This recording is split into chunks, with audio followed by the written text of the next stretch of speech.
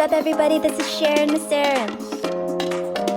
And this is Making of a Dream Queen. Are you ready?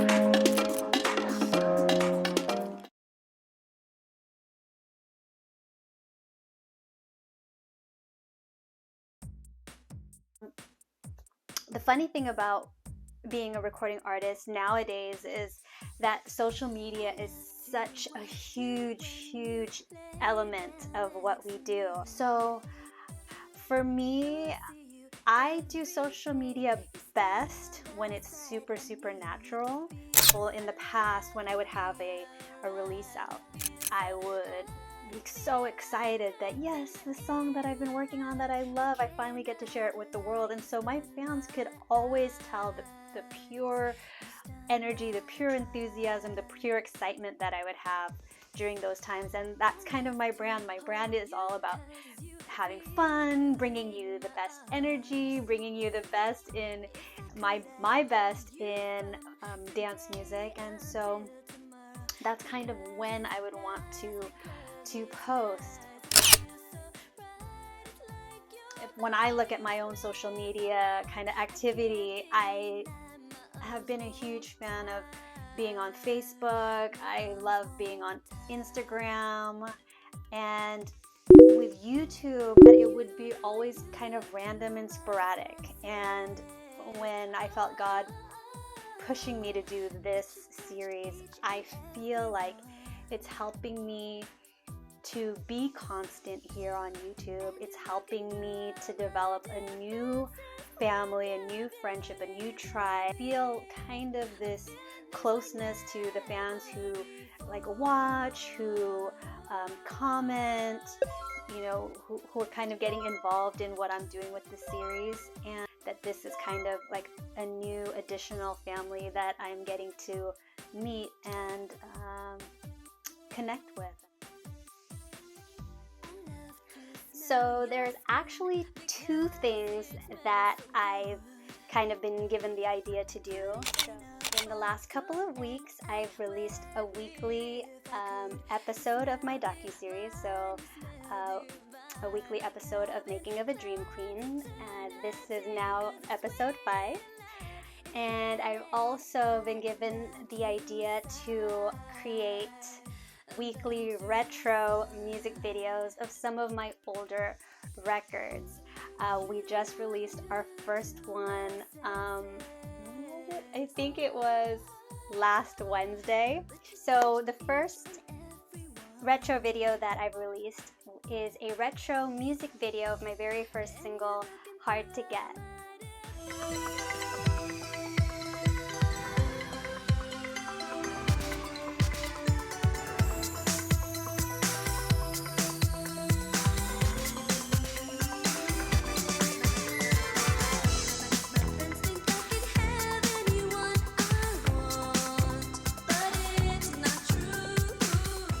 To be sharing some previews here on my official YouTube channel at Dreamqueen TV.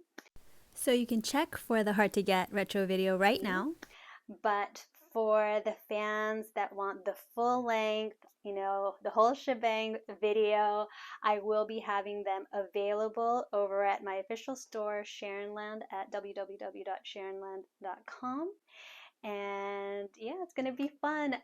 Write in the comments, you know, when you're taking your notes, let me know which retro music video you definitely hope that you can see me making a video for. I was thinking about making a music visualizer for the B-side to Hard to Get, which is called You're My Everything. But, you know, these are going to be just really simple videos that are going to highlight the song and just kind of give you a little bit of a fun background, a fun idea. So this is kind of the simple visualizer idea that I had for it. If you all are interested in me releasing this next, please drop me a comment down below and I'll see based on the demand if we should release it.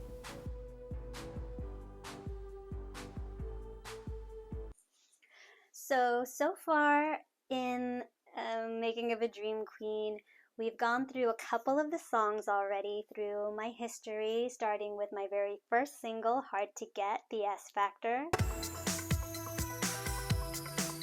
Then moving on to my first single that was released under my name, and the single is called One and One.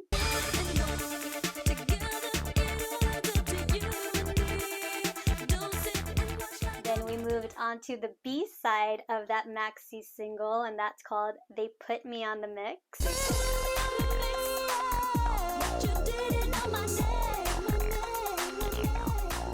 And then moving on to my debut album, Always Dreamin'. If you have the Spotify app, please be sure to follow me on Spotify, listen to your favorite tracks, get our streaming up there, and then I always encourage my true hardcore fans that want to keep the music up, that want to have new music coming out, always please be sure, in addition to streaming, support your favorite music over at SHARYN Land. Our preferred store when it comes to new music, when we're releasing it, is usually Beatport. Our secondary store is iTunes, and then when it comes to like CDs and releases after they've been released, also getting it over at SHARYN Land.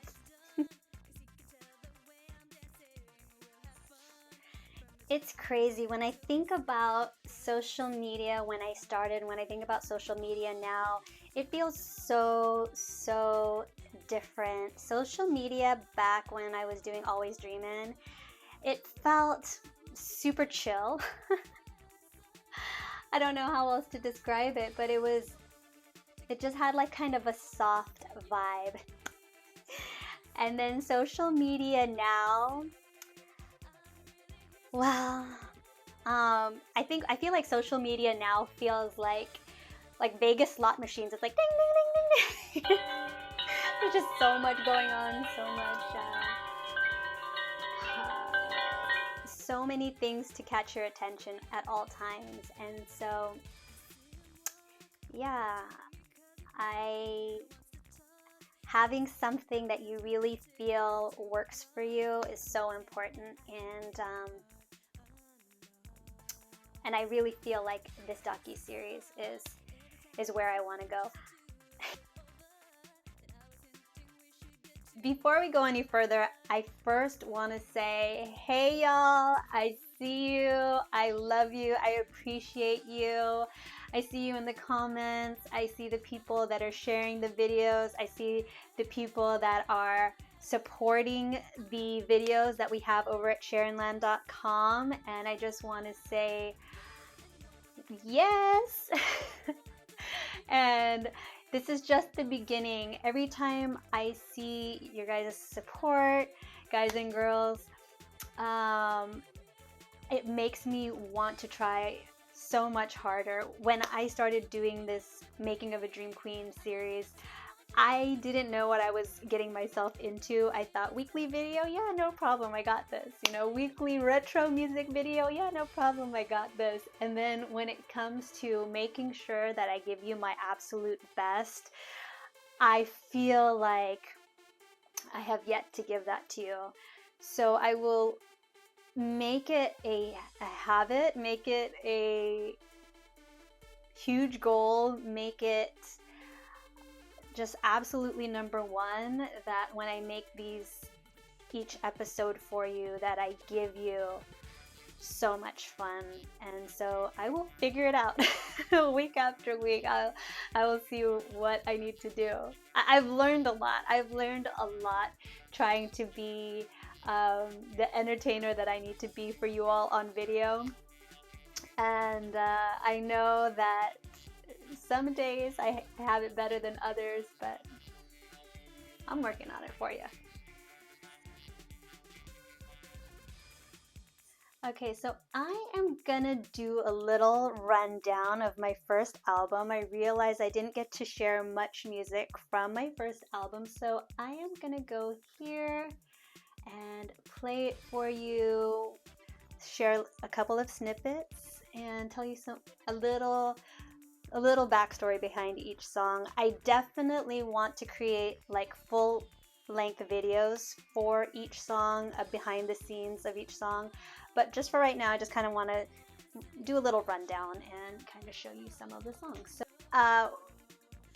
what I'm so happy about, I always tell this all the time, but one of the things I'm so happy that I was able to do forever and ever is I've been able to have such a big influence on how the albums come about. So I even did the track listing for my albums, which is like the flow and the kind of ordering of how the tracks go. And the reason why that's so important to me is because I feel like an album is a work of art. I don't look at it as just like, oh, let's make a bunch of songs and throw it onto an album and call it a day. I definitely feel like each album needs to be very specific. I feel like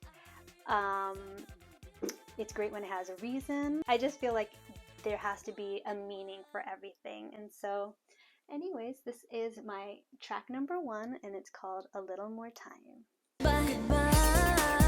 That's all I heard you say, and I ran outside, and yeah, baby, why won't you stay? They say I'll get over it, they say I'll get over it, I know I'll get over it, all I really need is just a little more time. The second track on the album is called You're Not Ready. Every time I make an album, there's certain genres that I like to definitely showcase. For this album, You're Not Ready was one that I wanted to be a freestyle track. And I think Glenn did an awesome job of capturing a really cool vibe for this particular record. I think had I been left to producing it myself, I might have used more like pads, like more organs, and just kind of sink my teeth in with the chords that way.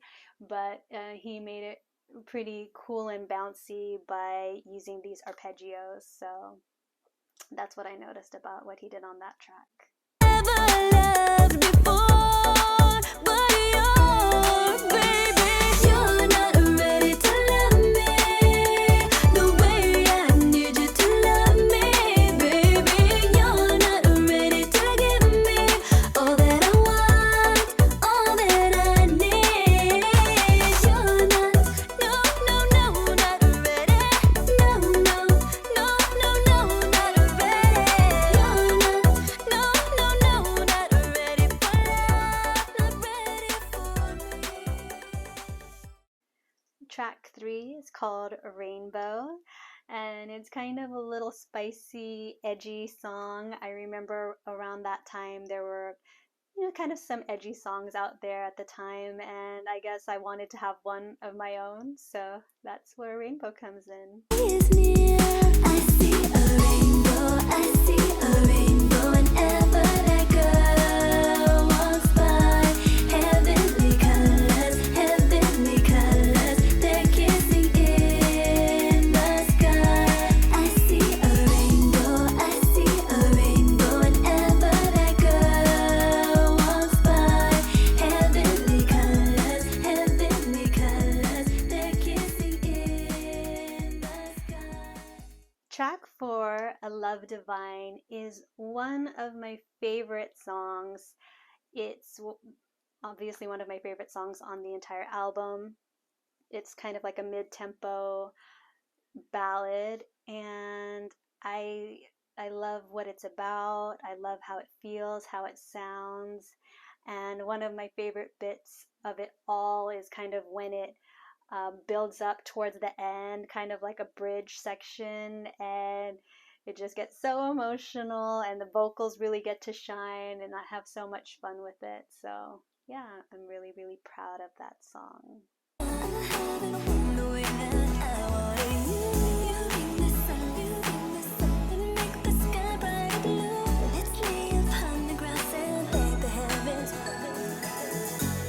Every day I am thankful place your hand on my love, 'cause it's so divine, divine love. Ooh, yeah, yeah, I just can't get enough of your love. Ooh, yeah, yeah, I just can't get enough of your love.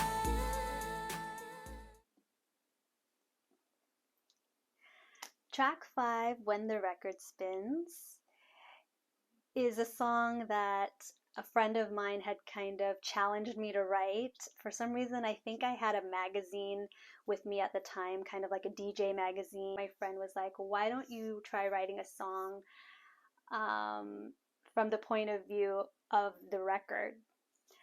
And so I ended up doing that, and it's one of my favorite songs lyrically. When it came to my idea of how I wanted it produced, I think I had this idea of something more 80s based, but when I showed it to Glenn, he had this other idea and he shared it with me, and I was like, yeah, that's cool. Let's go with your idea.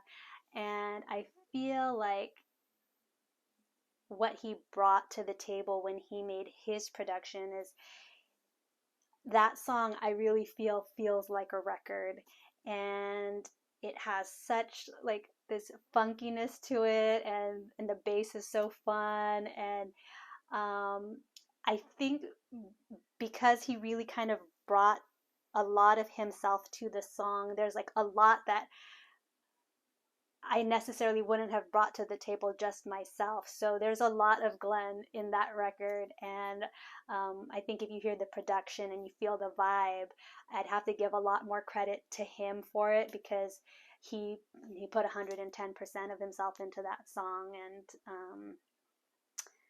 and that song wouldn't have sounded that way at all if he didn't produce it. Hands on me. Can you hear me singing?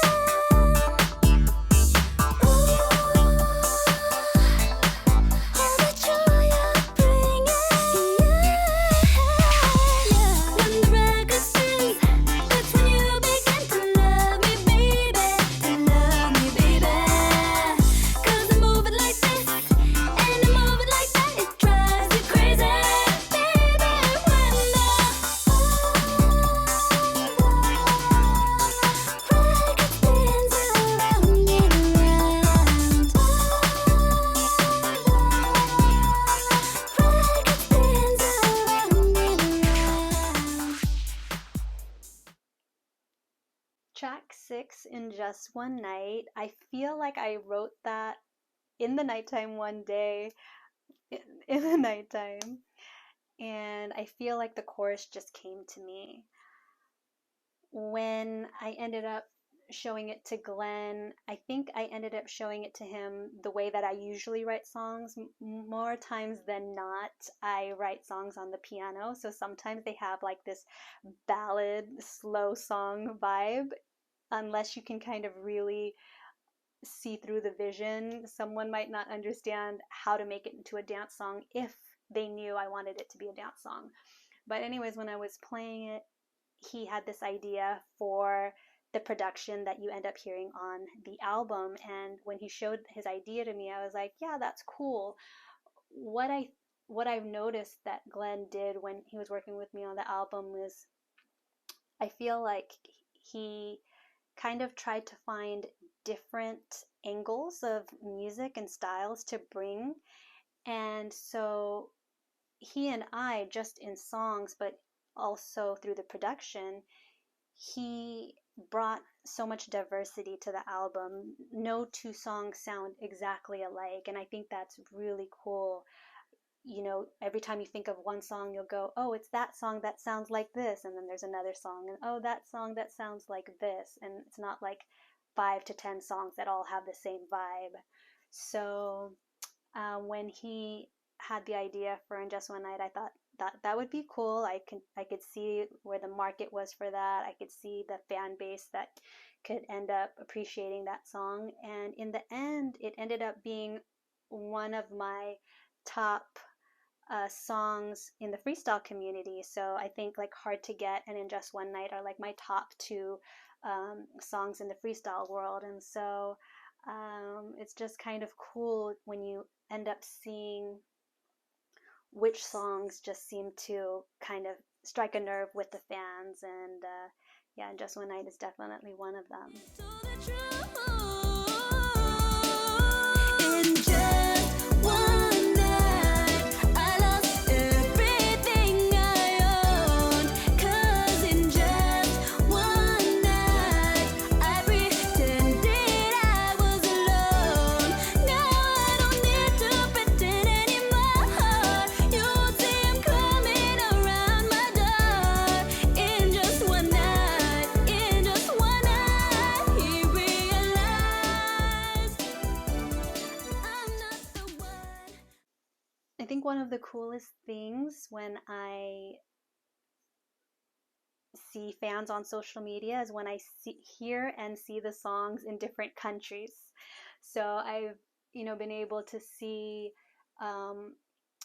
especially in Just One Night, like in Colombia and Brazil. And so I really, really love my fans in other countries. One of my big fans from the Philippines is Shiny, and I love him so much. He's such a huge fan, and he's just so sweet and so cool and so amazing. And I just think the fans that are so hardcore, that show so much love, I'm so excited to be able to see them, because they just bring such a smile to my face, and I always try to do the same for them. Track 7 is the title track, Always Dreamin', and I'm really glad that that's the album title. The funny story about it all is that my idea of what I thought I wanted to call the album is I wrote a song about it, ... And I think that is such a horrible title now that I think about it. I am so glad that I had a friend encourage me and tell me, why don't you call it Always Dreamin'?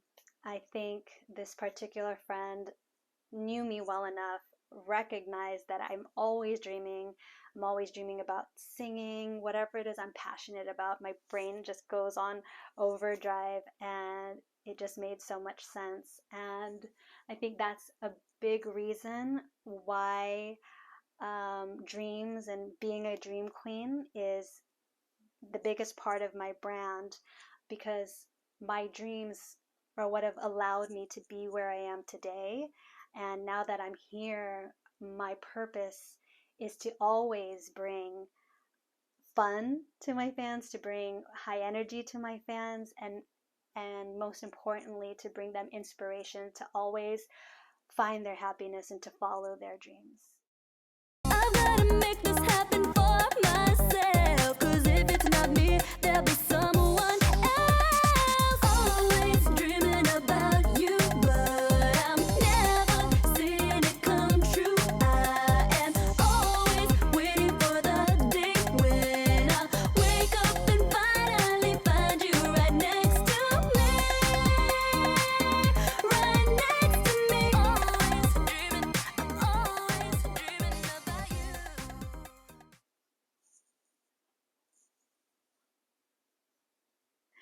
Track number 8, Call Me, is another one of my favorite songs on the album. I think it's because it reflects my love for R&B music. Glenn was also the one that helped me decide to make it into more of like a two-step type of production, and I thought that was cool because it's pretty unique at the time. Not a lot of people kind of in the genres or kind of the music world that I'm in did a lot of two-step, so it was pretty rare and unique, and I think it worked perfectly for what the song is about and how the song is supposed to feel. You want me, just call me. When you wanna get back to us. When you wanna get back to love. When you wanna get back to me. Call me. When you wanna get back to us. When you wanna get back to love to me. When you wanna get back. When you wanna get back.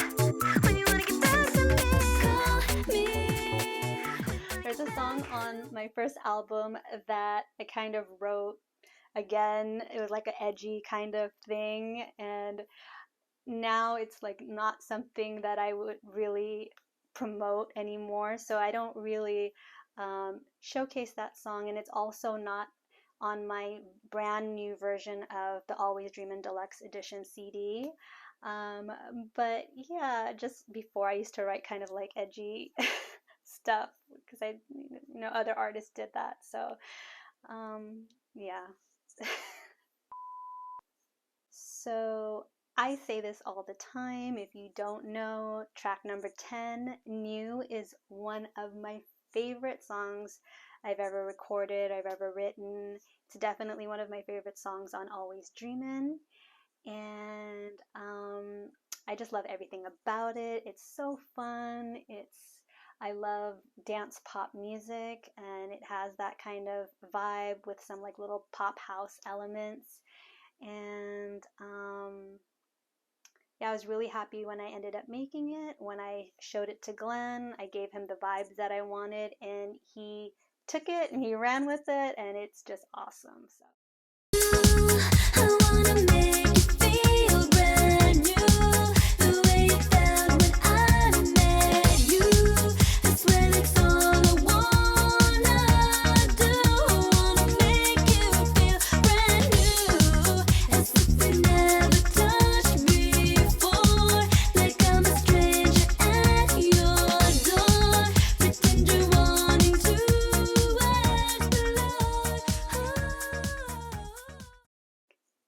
I Love To is another one of my personal favorites. It's like so fun for me. It also kind of captures some of my influences in like maybe 60s songwriter music, and it's just a fun, happy song. I dig it. You don't know what you do to my senses. Oh, but you touched each and every one, and you've broken through all my defenses with your beauty, baby. I'm feeling things like never before.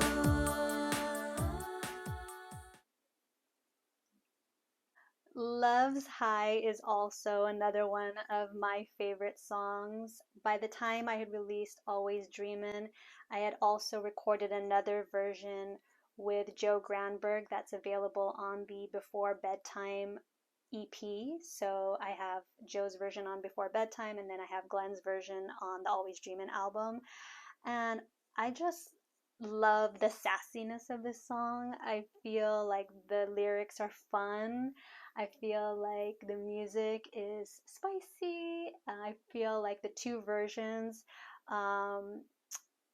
bring different vibes. So the Always Dreamin' version, the album version of Love's High is like kind of more smooth, more chill, and then the Hyperspace mix on Before Bedtime, it's a little bit more hyper, a little bit more bangin'. So if you love the song, check out both versions, and yeah. Inhale all your love. I want to feel it deep this time. 'Cause love's high has worn out. Give me another hit. I wanna go, I wanna go, I wanna go high.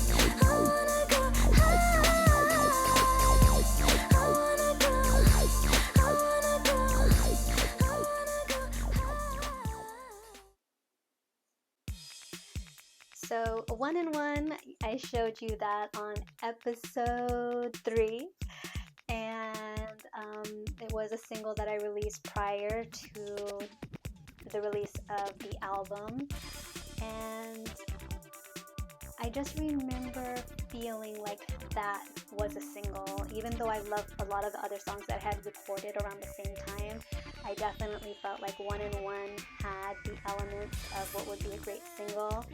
And I wasn't prepared for what Joe was doing back then, but when I hear it now, I can see that the genius in what he was doing. I can see that he was light years ahead of what I was ready for, and I think he just did an awesome job on it. Track 14 is Hard to Get, the S Factor version, and it's so funny when I look at it now that my big hit ended up being the last track on the album.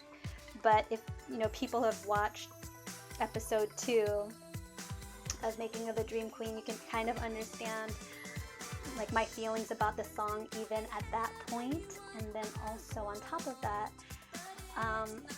it had still been like a couple years by the time that the Always Dreamin' album came out, so I felt very mature from that point, and so I felt like I was at a different space, at a different place, and it just felt like kind of my earlier songs felt older, and I just kind of wanted to put it towards the end of the album. So that was the reason for my track list being like that, and I'm sure that must have been weird for some fans, but it felt right for me at the time.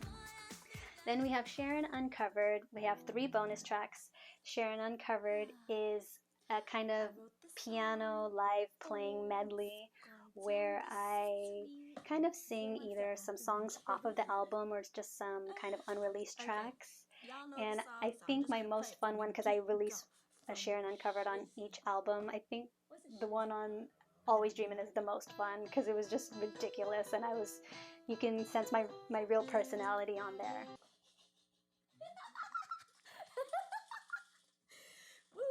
Okay, I think we're gonna be here till 7, okay, Glenn?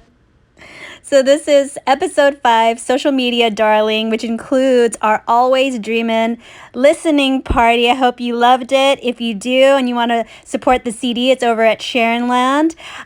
For this episode of Making of a Dream Queen, if you like it, be sure to subscribe, hit the notification bell so you always know when a future video comes out. Tell a friend, post this out on your social media channel, whichever one's your favorite, and yeah!